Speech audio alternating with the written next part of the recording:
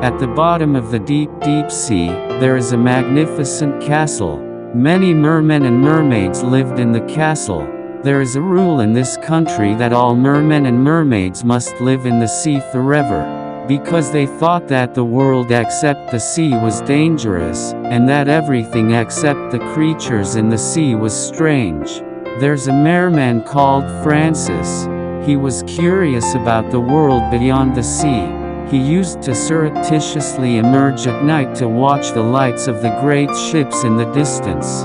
The waves of the great ship beat against his breast, and ripples rose in his heart.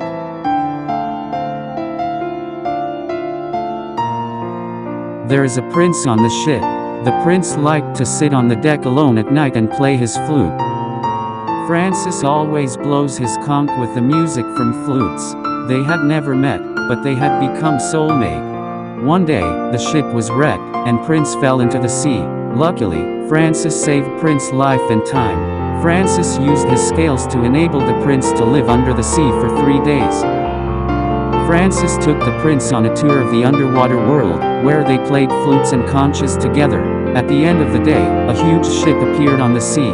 The princess on the ship saved the prince. From that day on, the prince disappeared from his world.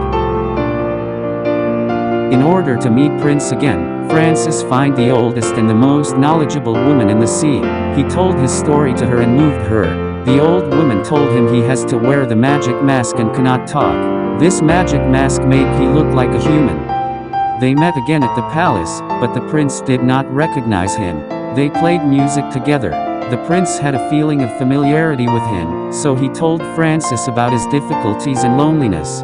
The prince imagined them watching the first rays of the morning sun, watching the river flow into the sea, watching the mountain stream, embracing in the snow. He missed Francis, but he had to marry the princess at once.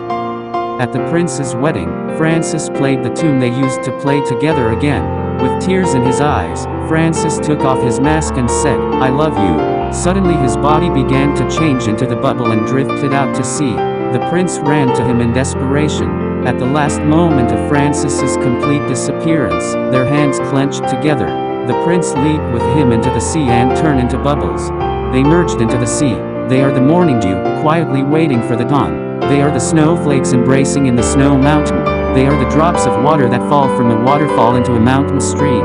They are the raindrops on the eaves, listening to our stories of their love.